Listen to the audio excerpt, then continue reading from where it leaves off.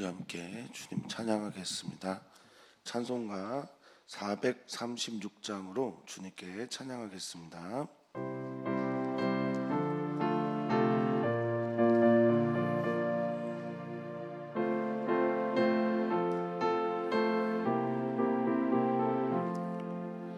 나 이제 주님의 새 생명 얻은 몸, 옛 것은 지나고 새 사람이로다. 그 생명 내 맘 강같이 흐르고, 그 사랑 내게서 해같이 빛난다. 영생을 누리며 주 안에 살리라. 오늘도 내일도 주 함께 살리라.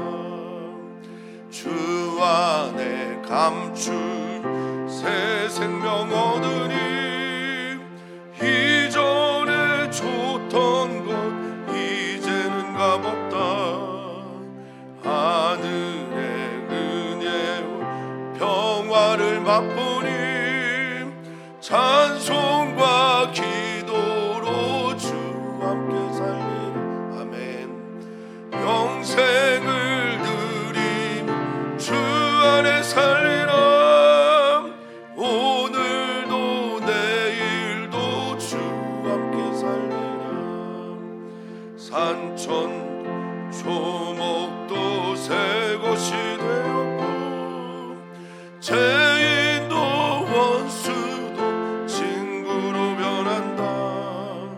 새 생명 얻은 영생을 누리니, 주님을 모신 맘 새 하늘이로다. 아멘. 영생을 누림 주 안에 살리라. 오늘도 내일도 주 함께 살리라. 주 따라가는 험하고 멀어도 찬송을 부름 뒤따라가리라. 아멘. 나 주를 모시 영원히 살리라. 날마다 섬기며 주 함께 살리라. 영생을 누림 주 함께 살리라. 오늘도 내일 주 함께 살리라. 아멘. 아멘. 아멘. 주님 감사합니다.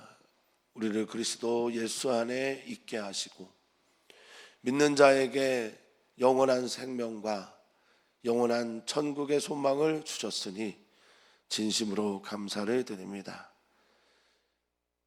미래에 이루어질 그 일이 지금 우리의 삶에 이루어졌음을 믿고 감사하며 그것을 누리며 살아가는 우리 모두가 되게 해 주시옵소서. 오늘 하나님께서 우리를 만나주시는 그 만남을 가지고 하루를 살아갈 때 우리 사랑하고 귀하고 아름다운 주님의 성도들이 삶의 자리에서 승리하는 은총을 주님 더하여 주시옵소서. 감사합니다. 감사하며 예수님의 이름으로 축복하며 기도하옵나이다. 아멘. 아멘. 하나님 말씀 함께 보겠습니다. 하나님 말씀은 갈라디아서 3장 19절에서 29절입니다. 갈라디아서 3장 19절에서 29절입니다.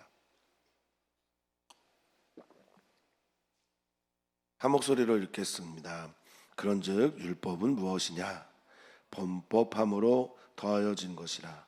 천사들을 통하여 한 중보자의 손으로 베푸신 것인데 약속하신 자손이 오시기까지 있을 것이라. 그 중보자는 한 편만 위한 자가 아니나 하나님은 한 분이시니라. 그러면 율법이 하나님의 약속들과 반대되는 것이냐? 결코 그럴 수 없느니라. 만일 능히 살게 하는 율법을 주셨더라면 의가 반드시 율법으로 말미암았으리라. 그러나 성경이 모든 것을 죄 아래에 가두었으니 이는 예수 그리스도를 믿음으로 말미암는 약속을 믿는 자들에게 주려 함이라. 믿음이 오기 전에 우리는 율법 아래에 매인 바 되고 계시되 믿음의 때까지 갇혔느니라. 이같이 율법이 우리를 그리스도께로 인도하는 초등교사가 되어 우리로 하여금 믿음으로 말미암아 의롭다함을 얻게 하려 함이라. 믿음이 온 후로는 우리가 초등교사 아래 있지 아니하도다. 너희가 다 믿음으로 말미암아 그리스도 예수 안에서 하나님의 아들이 되었으니 누구든지 그리스도와 합하기 위하여 세례를 받은 자는 그리스도로 옷 입었느니라. 너희는 유대인이나 헬라인이나 종이나 자유인이나 남자나 여자나 다 그리스도 예수 안에서 하나이니라. 너희가 그리스도의 것이면 아브라함의 자손이요 약속대로 유업을 이을 자니라. 아멘. 아멘. 갈라디아 교회를 향한 우리 사도 바울의 편지를 보고 있습니다. 갈라디아 교회가 어떤 한 특정한 교회가 아니라 갈라디아에 있는 지역에 있는 여러 교회들에게 보내는 편지임을 우리는 말씀을 드렸습니다. 그곳에 있는 사람들이 오직 예수 그리스도의 은혜로 그리고 그것을 믿음으로 말미암아 의롭다함을 받고 구원을 얻게 되는 진리를 받아들인 이후에 유대인의 특별히 그리스도인 유대인들이 찾아오게 됩니다. 그래서 거짓된 가르침을 가르침으로 그들의 신앙이 그들의 믿음이 깨지게 됩니다. 바울이 흥분했고 때로는 화가 났고 갈라디아 사람들에게 어리석다, 미련하다라는 표현들을 거침없이 쓰면서 그것이 아님을 지금 논술하고 있는 것, 논증하고 있는 것이 우리가 읽고 있는 3장입니다. 율법은 사람들을 저주 아래 뒀다라고 말합니다.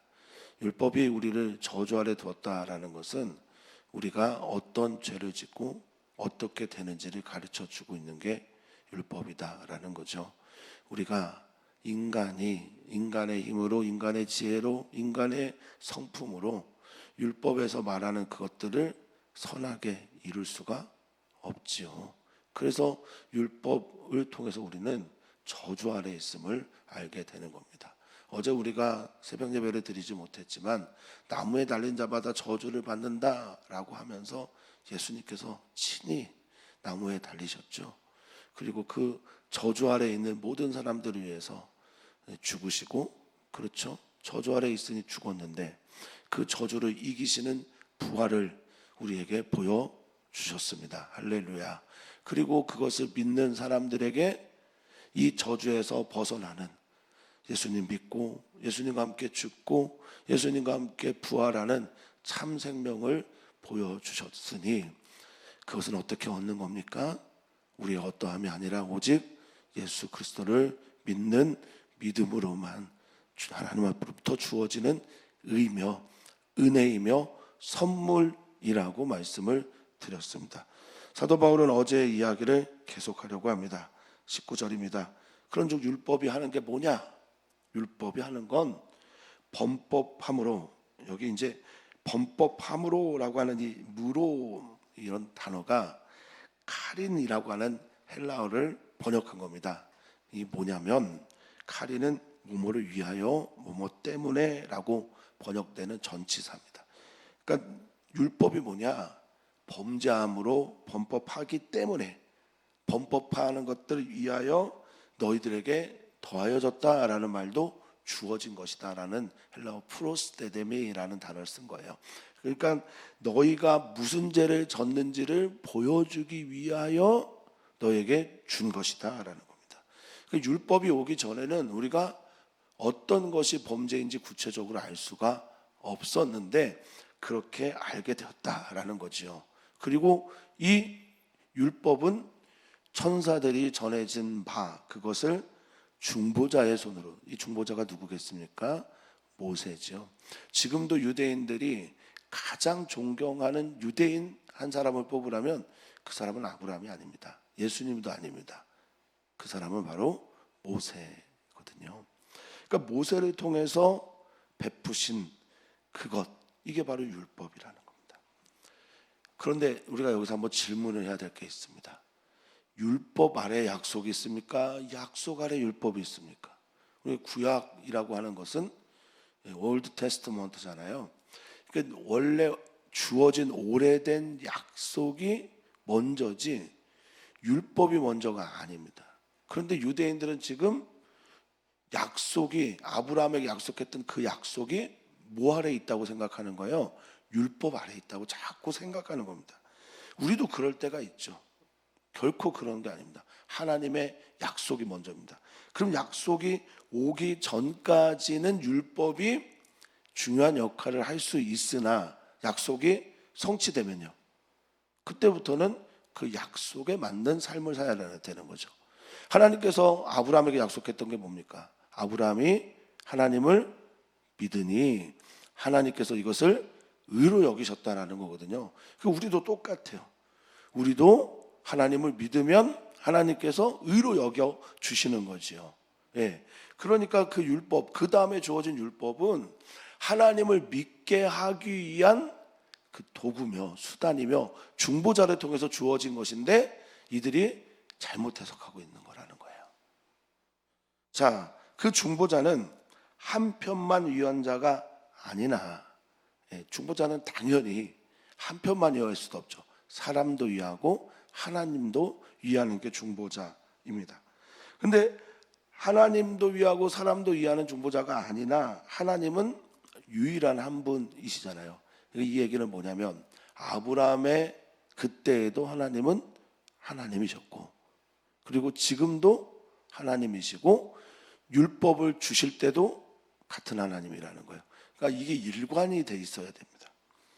하나님은 그 모든 곳에서의 하나님이시고 영원하신 하나님이고 언제나 현재가 되시는 분이다, 이런 선언을 합니다. 자, 그러면 이제 우리가 질문하게 됩니다. 그러면 율법은 문제가 있는 거냐? 하나님 주신 건데 이 율법도. 그래서 질문하며 답을 하는 겁니다. 21절입니다. 그럼 율법이, 우리에게 주어진 하나님의 그 법이 하나님의 약속들과 반대되냐? 그럴 수 없잖아요. 이거 다 하나님이 주신 건데 하나님의 약속만 남고 율법은 사라지게 된다, 이것도 문제가 있는 거고, 하나님의 율법만 남고 약속은 사라진다, 이것도 말이 안 되는 거잖아요. 다 누구 안에 있는 겁니까? 하나님 안에 있는 거예요. 우리도 하나님의 율법과 약속 아래 있는 이들입니다. 그러니 하나님께서 주어지는 이 말씀을 가지고 우리를 돌아보고 하나님 앞에 설 수 있게 되는 거죠. 결코 약속들과 반대될 수 없다. 그런 일이 어떻게 일어나겠냐? 자, 만일 능히 살게 하는 율법을 주셨더라면 의가 반드시 율법으로 말미암았을 것이다 라고 말합니다. 그렇죠. 그런데 율법은 의롭게 되는 길로 주어진 것이 아니다라는 거예요. 이건 너무너무 중요한 겁니다. 우리가 율법을 통해서 율법을 행하여 의롭게 되는 것은 불가능하다. 율법은 그런 의도로 주어진 것이 아니다라는 거예요. 율법대로 살아서 하나님 앞에서 의롭다 칭함을 받는 게 아니라는 거예요. 레위기를 보면 레위기의 전반부에는 뭐가 있습니까?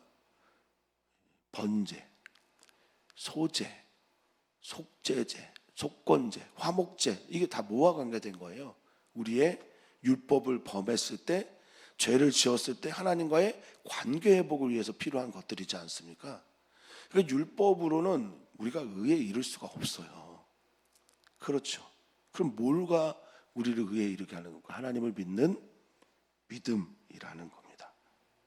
그러니까 능히 살게 하는 율법이라고 하는 것은 생명을 만들어주는 거라는 거예요.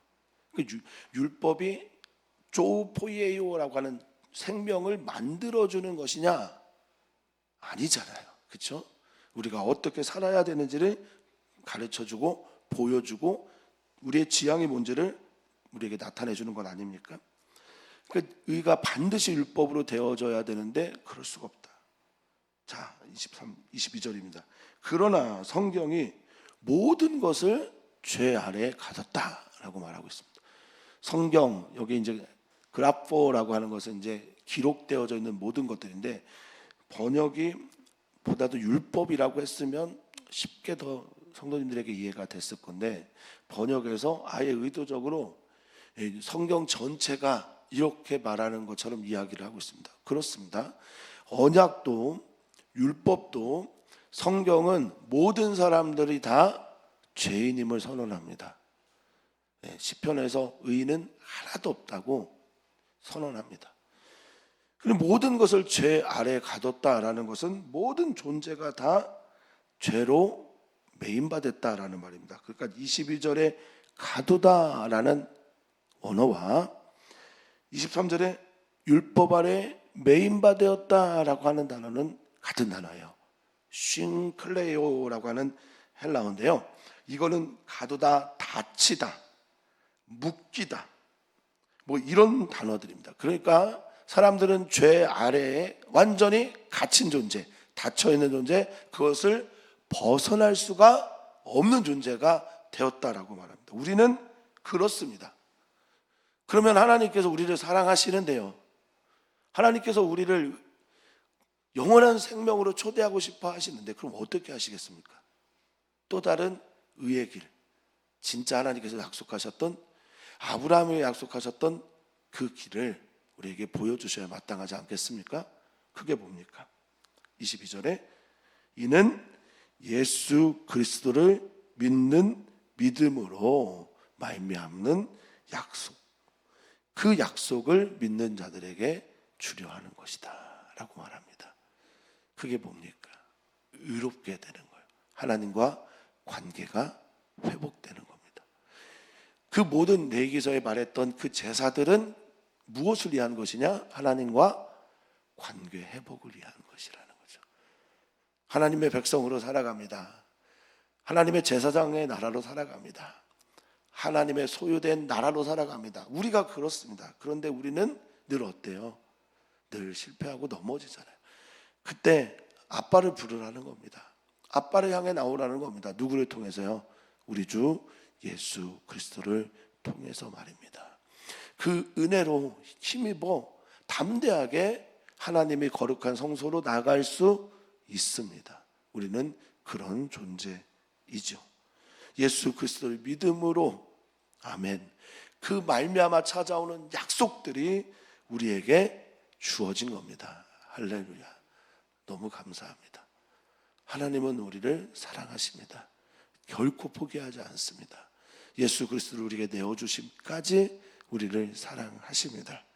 믿으면 되는데, 받아들이면 되는데, 동의하면 되는데, 그것이 많은 사람들, 예수님을 믿지 않는 사람들이 받아들이지 않는 이유가 어쩌면 지금 유대인들이 그렇게 강조하는, 세상에 공짜가 어딨냐, 니네 법 지켜야 돼, 하나님의 정말 구원을 받으려면 넌 이렇게 살아야 돼, 그런 존재가 되지 않는데 여기에 있지 않나 싶기도 합니다.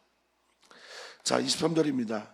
믿음이 오기 전에 우리는 어떻습니까? 그 율법 아래, 저주 아래 매인받은 존재라는 겁니다. 믿음이 우리에게 찾아올 때, 믿어지게 될 때, 이 은혜가 내게 받아들여지고 아멘 되어질 때 우리는 비로소 어떻게 됩니까? 이 죄에서, 죽음에서, 저주에서 자유케 되는 겁니다. 해방이 되는 겁니다. 구원을 얻게 되는 겁니다. 이제 그 평안이, 그 자유가 우리 사랑하는 성도들에게 있기를 축복합니다. 오늘 내가 그리스도인으로 믿음으로 하나님 앞에서 의롭다 칭함을 받은 우리는 그래서 마땅히 지금 하나님을 아빠라 부르고 예배하고 감사하고 기도했으면 좋겠습니다. 어떤 책에서 보았는데 갑자기 아버지가 돌아가시면서 자신의 생활이 완전히 밑바닥을 향해 가게 된 거예요. 이번은 이제 조선족이었는데 한국에 와서 예수님을 믿게 되었답니다. 이 책에 쓰신 분이 김기성 목사님이고, 김기성 목사님이 평생에 가장 훌륭한 그리스도인이 바로 그 조선족 아주머니였다고 하시더라고요. 오셔서 주기도문의 그 첫 마디를 하늘에 계신 우리 아버지, 그때부터 너무 그게 좋았던 거예요. 내게 아빠가 있다. 나 아버지가 돌아가신 다음에 이렇게 망했는데 내게 아빠가 있다. 이게 너무 좋아서 전도하기 시작하셨다는 거예요. 조선족 분들에게, 만나는 사람들, 야, 아빠가 있어. 관계 회복된 거잖아요. 하나님 만난 거잖아요. 예수님 믿었기 때문에 찾아온 행복이잖아요. 그러면서 말을 합니다. 내게 아빠가 있어. 우리 사랑하는 성도님들을 위해서 제가 월요일에 기도할 때 성도님들에게는 아빠가 있습니다. 알게 해주십시오. 이렇게 기도했었는데 오늘도 하나님과 관계 회복, 우리에게는 아빠가 계십니다. 믿고 기도하시는 성도님들 되시기를 축복합니다. 자, 그럼 율법, 이 율법이 뭘 했냐? 아까 범법함으로 죄를 가르치고, 그래서 뭘 하려고 하는 거냐? 율법이 우리를 그리스도께로 인도하는 초동교사가 되었다라는 겁니다. 율법 앞에서 모두가 다 죄인이에요. 하나님께 갈 수가 없어요. 그런데 그게 걸림돌이냐? 그럴 수가 없다라는 거예요. 왜냐하면 하나님께서 주신 것이기 때문에. 하나님이 약속도 하신 분이고 율법도 우리에게 주신 분이란 말이에요. 그러니까 율법을 통해서 우리는 무엇을 향해 나가야 하나? 예수 그리스도께 나가야 된다는 겁니다. 그 은혜를 향해 나아가야 한다는 거예요. 자, 여기에 이제 초등교사가 초등학교 교사가 아니고요. 이 단어는 파이다고고스라고 하는 헬라어입니다. 파이다고고스라고 하는 헬라어는 예전에는 몽학 선생으로 번역이 됐던 겁니다. 이게 뭐냐면 노예가요, 이 고위층 관리의 자녀들을 학교로 공부하는 데까지 데려다줘요. 이걸 초등교사라고 불렀던 건데 이게 파이다고고스입니다. 그러니까 이 율법이 우리 어린 사람들, 예수님 믿지 못했던, 예수님에 대해서 알지 못했던 사람들, 우리들을 하나님 앞에, 예수 그리스도를 통해서 하나님 앞에까지, 예수 그리스도 앞에까지 인도하는 게 바로 율법의 역할입니다. 너는 안 돼. 너에게는 소망이 없어. 우리는 하나님의 법을 지킬 수가 없어. 이렇게 해서 어디로 가게 하냐? 예수 그리스도께로 인도하는 게 바로 하나님의 율법의 특징이라는 거죠. 그 하나님은 정죄하기 위해서 율법을 주신 것이지만 정죄만이 하나님의 목적은 아니라는 거예요. 정죄하시고 누구에게요? 예수 그리스도에게로 가야 된다는 거예요. 그 우리 그리스도인들이 정죄만 하는 것은 잘못됐습니다. 그건 우리들이 해야 될 것이 아닙니다. 정죄하더라도 우리가 다 죄인이니 그 다음 이야기를 할 수 있어야 비로소 은혜 아래 그리스도인답게 살아가는 거라는 겁니다. 그래서 이 율법이 우리로 24절입니다. 믿음으로 말미암아, 율법 때문이 아니라 믿음으로 말미암아 의롭다 하게 하기 위해서. 그래서 이 율법이 초등교사가 되어서 어디까지요? 예수님 앞에까지 인도한다라는 겁니다. 좋은 그리스도인은 그래서 사람들의 죄를 잘 밝히는 사람이 그리스도인, 좋은 그리스도인이 아니라 예수님 만난 사람이에요. 그리고 다른 사람들을 예수님 만나게 하는 이가 좋은 그리스도인이라는 거죠. 자, 믿었어요. 예수님 만났어요. 하나님의 자녀가 됐어요. 그런데도 여전히 어디 아래 있으면 안 되잖아요. 초등교사 아래 있으면 안 되잖아요. 내가 만났고 믿었고 하나님의 자녀가 되었고 나에겐 더 이상 초등교사 아래에 있을 일이 없는데 왜 자꾸 거기로 돌아가는지 모르겠다. 이게 바울 사도의 아픔입니다. 자, 26절 같이 한번 읽어보겠습니다. 너희가 다 믿음으로 말미암아 그리스도 예수 안에서 하나님의 아들이 되었으니 아멘. 이것이 의롭다함을 받은 사람들의 특징입니다. 하나님의 아들이 되었습니다. 우리는 은혜로 예수 그리스도의 그 사랑으로, 은총으로, 보혈로 죄 씻음 받고 하나님의 아들이, 딸이 되었습니다. 왜 자꾸 돌아가는 거냐는 거죠. 왜 자꾸 이전의 율법의 아들로 돌아가려고 하는지 모르겠습니다. 너희는 세례받지 않았냐? 세례의 의미가 무엇인지 아냐? 나는 죽었습니다. 이제는 내가 사는 것이 아닙니다. 이제 내가 육체 가운데 사는 것은 하나님의 아들을 믿는 믿음으로 사는 것입니다. 그래서 나는 하나님의 아들이 되었습니다. 하나님의 딸이 되었습니다. 하나님의 음성 들으신 예수님처럼 우리도 하나님의 사랑받는 아들이요 딸이 맞습니다 라고 고백하며 살아가는 게 우리의 삶이지요. 우리의 삶이 되어야 합니다. 너네 아들이 되었고 딸이 되었고 그 증거가 세례 아니냐. 27절. 밥티조라고 하는 이 세례는 두 가지의 의미가 있죠. 하나는 담그다, 잠그다. 그래서 완전히 잠겨져요. 나 죽었고 살아납니다. 두 번째 의미는 깨끗이 씻다의 의미가 있잖아요. 새로운 존재가 되었습니다.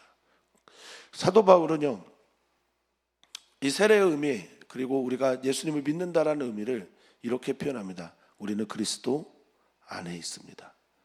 사도 바울의 편지에 170회가 넘게 그리스도 안에, 예수 안에 이런 단어가 반복돼서 나온다고 합니다.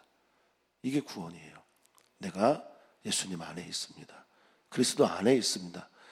내가 떠나기 전에는 그리스도 예수는 우리를 결코 떠나지 않습니다. 우리는 하나님과 합하여 그리스도와 합하여 세례를 받았습니다. 그리고 세례를 받은 우리는 그리스도의 은혜의 옷을 입은 자들입니다. 지닌 자들입니다. 그것이 우리의 의가 된 사람들입니다. 다른 옷을 입고 살아가는 사람들이며 다른 생명을 가지고 살아가는 이들이 바로 그리스도인입니다. 왜 자꾸 돌아가는지 모르겠습니다. 그래서 사도 바울은 이 진리를 이렇게 정리합니다. 28절입니다. 제가 참 좋아하는 성경 구절입니다. 너희는 유대인이나 헬라인이나 종이나 자유인이나 남자나 여자나 다 그리스도 예수 안에서 하나이니라. 할렐루야. 교회가 달라도 종교가 달라도 피부색이 달라도 버는 금액이 달라도 건강 정도가 달라도 성별이 달라도 우리는 다 예수 그리스도 안에서 믿음으로 한 형제요 자매입니다. 내가 하나님의 아들이면 사랑하는 성도님들도 하나님의 아들입니다. 내가 하나님의 딸이면 우리 사랑하는 성도님들도 하나님의 딸입니다.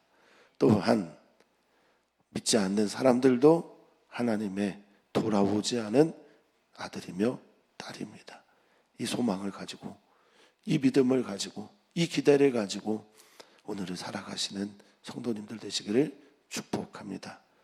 내가 주님께 받은 은혜가 크면 클수록 우리는 더 사랑의 존재, 은혜의 존재가 되게 되어 있습니다. 이것은 하나님께서 우리에게 주신 진리입니다. 잊지 않으시기를 축복합니다. 그러면서 그 안에 있다라는 것을 이렇게 성경은 말합니다. 너희가 그리스도의 것이 되었다. 우리는 그리스도 예수에게 속한 자가 되었다. 우리는 그리스도 예수의 소유된 자이다. 아멘. 너무 좋습니다.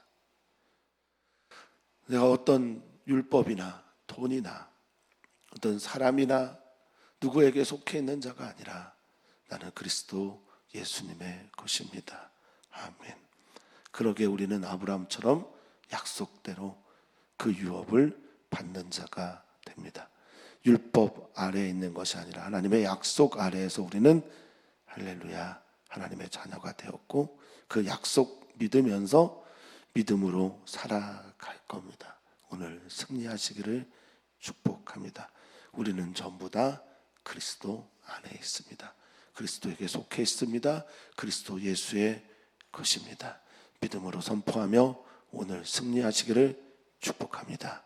오늘 우리는 기도합니다. 우리의 가정을 위해 기도하고 우리의 일터를 위해 기도합니다. 또한 오늘 우리는 기도합니다. 선교사들의 자녀들을 위해 기도합니다. 그리고 지금 안식월 중인 전 목사님 위해서도 깊이 기도해 주시면 감사하겠습니다. 하나님, 우리가 누굽니까? 우리는 은혜로 그것을 믿음으로 말미암아 하나님의 자녀가 된 사람들입니다. 할렐루야. 우리는 아무 공로 없이 이 은혜를 거저 조건 없이 받게 되었습니다. 우리는 구원받은 하나님의 자녀로 오늘을 살아갈 겁니다. 우리에게는 아빠가 계시고 조건 없이 우리를 받아들이는 하나님이 나의 아빠입니다. 오늘 우리는 그리스도의 것입니다. 그리스도 안에 있는 사람입니다. 그 사람답게 승리해 나가는 오늘이 되게 하여 주시옵소서. 감사하며 사랑 많으신 예수님의 이름으로 축복하며 기도하옵나이다. 아멘.